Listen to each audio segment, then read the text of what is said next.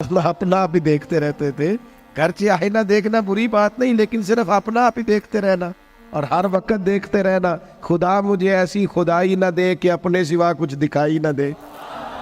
یہ بھی کوئی اتنا ٹھیک مسئلہ نہیں. آپ غور فرمائے کیا عرض کرنا چاہتا ہوں آپ کی خدمت میں میرے عزیز. ایک تو اگر میں بڑی سمجھداری سے اور بڑے غور سے اور بڑی توجہ سے آپ کو یہ بات سمجھانا چاہتا ہوں کہ اگر حضور سے پیار کرو گے نا تو یہ جتنی دولتوں کی اور شہرتوں کی محبت دل میں آتی ہے یہ خود بخود نکل جائے گی، خود بخود نکل جائے گی، آسانی ہو جائے گی، جینا آسان ہو جائے. دوسری بات آپ کی خدمت میں عرض کروں، ہم نہ تازہ دم نہیں رہتے، ہم پریشان رہتے ہیں، ہم بور ہوتے ہیں، ہماری طبیعتیں بعض اوقات جلد بازی کرتی ہیں، ہم بعض اوقات الجھ جاتے ہیں، قرار تلاش کرتے ہیں. اس قرار کو تلاش کرنے کے لیے پھر بعض لوگ الٹی سیدھی موویز دیکھتے ہیں. بعض لوگوں کا خیال ہے کہ شاید میں کوئی لطیفہ سنوں گا تو معاملہ ٹھیک ہو، پھر اس کا نتیجہ بھی نکلا ہے لطیفے سننے کا. اب لطیفے سنانا بھی اتنا بڑا کام ہو گیا ہے کہ مولوی ہے پگڑی داڑھی والا لیکن اس کے نام کے نیچے لکھا فنی مولوی. خدا کے بندے یہ سنجیدہ اسٹیج ہے، دیندار لوگوں کا کرنے کا کام ہے، آپ کیا کر رہے ہیں؟ مولوی بھی فنی ہوتا ہے، 6 معنی دار ہے کہ ہمارا مزاج تھا ہر چیز شغل میلہ، ہر چیز ہنسنا الجھنا. میرے عزیز ہم چونکہ سکون چاہتے تھے، کچھ نے ادھر ادھر کی مووی دیکھ لی، کچھ نے ہنس لیا، کچھ سیر کو چلے گئے، کچھ کا خیال تھا کھانے کھا لیں گے تو سکون آ جائے گا. یاد رکھنا ان چیزوں میں سکون نہیں ہے، ان میں تو آپ الجھتے جائیں گے. مزید تو سکون کہاں ہے، قرار کہاں ہے؟ آپ کبھی صحابہ کی زندگیاں دیکھیں نا، حالات جس طرح کے بھی تھے نا، ان کو جو سکون ملتا تھا وہ رخ مصطفیٰ سے ملتا تھا. ان کی طبیعت پوری لگ گئی تھی کہ حضور علیہ السلام کی جو یادیں ہیں وہ دل کو تازہ کرتی. ان کا خیال تھا کہ بہار اگر کسی چیز کا نام ہے تو وہ ذکر مصطفیٰ ہے، یاد مصطفیٰ ہے اور دیدار مصطفیٰ ہے. اعلیٰ حضرت مفتی ہیں، فتویٰ دیتے ہیں. اعلیٰ حضرت مفسر قرآن ہے، کنز الایمان بذات خود ایک تفسیر ہے، ترجمہ ہی تفسیری ہے. اعلیٰ حضرت محدث ہیں، وہ جب احادیث مبارکہ کا حوالہ دیتے ہیں تو یوں لگتا ہے کہ جیسے بڑی گہری نظر ہے ان کی، راویان حدیث پر بھی، اصول پر بھی، اور حافظہ بھی مضبوط ہے حفظ حدیث کے لحاظ. ساری چیزیں ان کے پاس تھیں، لیکن وہ پتہ کیا کہتے تھے؟ کہتے تھے یہ جو میرا دل چمکدار ہے نا، اور یہ جو میری طبیعت ہلکی پھلکی ہے، اس کی وجہ یہ ہے کہ ان کی مہک نے دل کے غنچے کھلا دیے. یہ میں نہیں آپ کو تقریر سنا رہا، میں تو جذبات کا اظہار کر رہا ہوں. ان کی مہک نے دل کے غنچے کھلا دیے ہیں. تو کیوں غنچے کھلا دیے؟ کہتے میرے نبی کا کمال یہ ہے کہ وہ جس راہ چل دیے ہیں کوچے بسا دیے.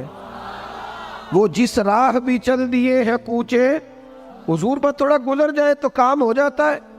قرار، سکون، سارے دکھ مٹ جائیں گے اگر دل حضور سے لگا لو گے، اگر محبتوں کا مرکز رسول پاک کو بنا لو گے. آپ دیکھیں احد کے میدان کے اندر کافر نے ایک بڑی عجیب سازش کی مسلمانوں کو پریشان کرنے کے لیے.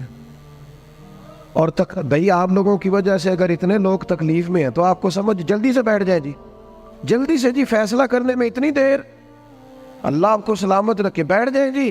اب آپ کھڑے ہیں جناب، آپ بھی بیٹھ جائیں، اللہ آپ کو برکت عطا فرمائے. اچھا ایک بندہ محفل میں کھڑا ہو جاتا ہے موبائل لے کے، اللہ انہوں سمجھنا چاہیے کہ باقی سارے کل بھی ہیں موبائل. خدا کے بندے آپ کی وجہ سے اتنے لوگ پیچھے اگر پریشان ہیں تو آپ کو سمجھنا چاہیے اس چیز کو. اللہ تعالیٰ آپ سب کو ہنستا اور مسکراتا رکھے.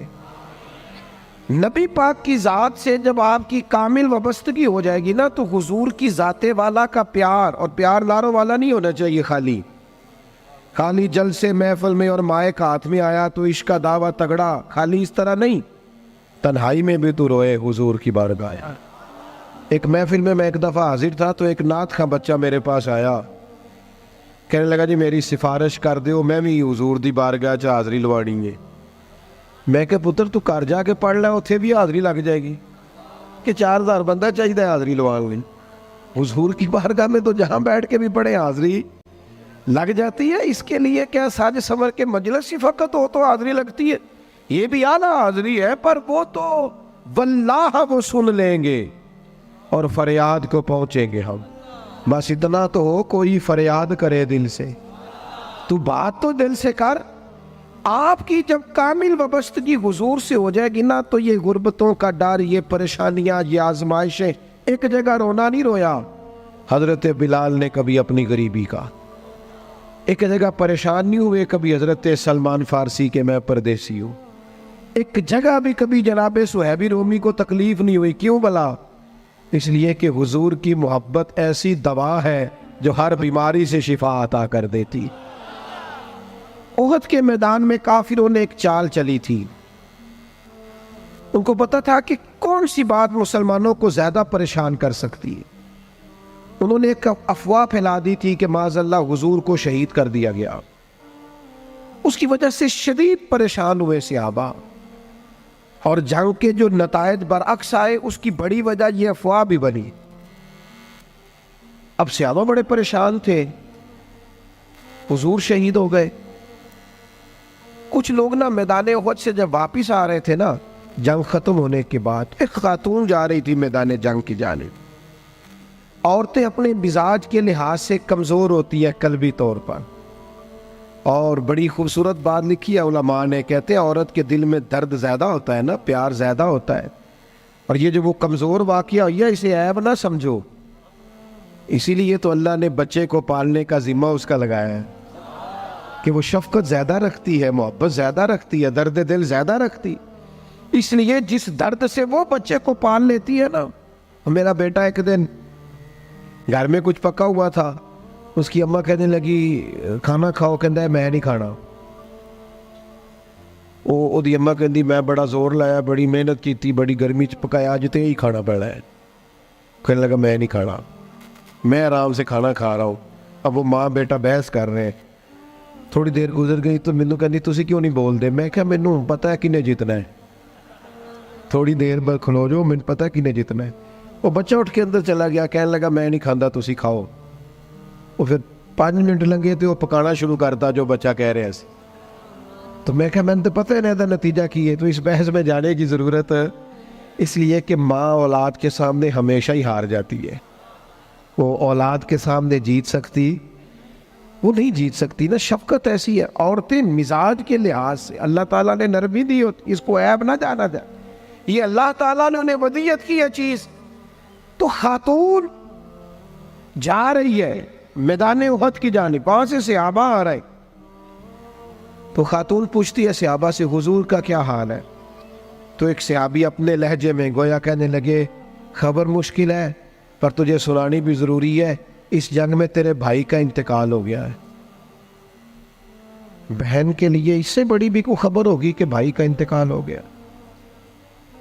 وہ خاتون نے یہ خبر سنی، اِنَّا لِلَّهِ وَإِنَّا إِلَيْهِ رَاجِعُونَ پڑھا، آگے گزر گئی، اگلے صحابی سے جا کے پوچھتی ہے حضور کا کیا حال ہے، اور بے چین ہے، دوڑی جا رہی۔ یہ میری بات کو سمجھے آپ، کسی ایک جگہ جب آپ کی محبت کا غلبہ ہوتا ہے تو پھر بعض غم لگتے ہی نہیں، آپ کی کیفیت ہی اور ہوتی ہے زندگی گزارنے میں۔ آگے بڑھی، ایک اور صحابی ملے، ان سے پوچھتی ہے حضور کا کیا حال ہے؟ تو کہنے لگے میرے پاس تیرے لیے ایک بڑی سخت خبر ہے، تیرے شوہر کا انتقال ہو گیا۔ اس نے تھوڑی دیر کے لیے خاموشی اختیار کی، اللہ کی رضا پہ راضی رہنے کے کلمات ادا کی اور آگے بڑھی۔ ایک اور شخص سے سوال، یہ ذرا سوچتے جانا، یہ خبریں اگر اچانک ملیں، بھائی چلا گیا ہے، باپ چلا گیا ہے، اس کو سوچنا، اپنے اوپر طاری کرنا، خدا نہ کرے ایسا ہو، پر جب خبر ملے تو کیفیات کیا ہوتی ہیں۔ وہ خاتون آگے بڑھی تو ایک شخص اور ملا، پوچھتی ہے ذرا بتاؤ نا حضور کا کیا حال ہے؟ تو کہنے لگے میرے پاس تیرے لیے خبر ہے کہ تیرے والد بھی اس جنگ میں شہید ہو گئے۔ بیٹیوں کا تو میکا ہی باپ سے ہوتا ہے، ماں سے ہوتا ہے۔ والد چلے گئے، تھوڑی دیر کے لیے گردن جھکی، کلمات ادا کی، اور پھر وہ پوچھتی ہے صحابی سے، والد چلے گئے، بھائی چلے گئے، شوہر چلے گئے، مجھے بتاؤ کہ میرے نبی پاک کا کیا حال ہے؟ تو وہ صحابی کہنے لگے الحمدللہ میں زیارت کر کے آیا ہوں، رسول پاک بالکل ٹھیک ہے۔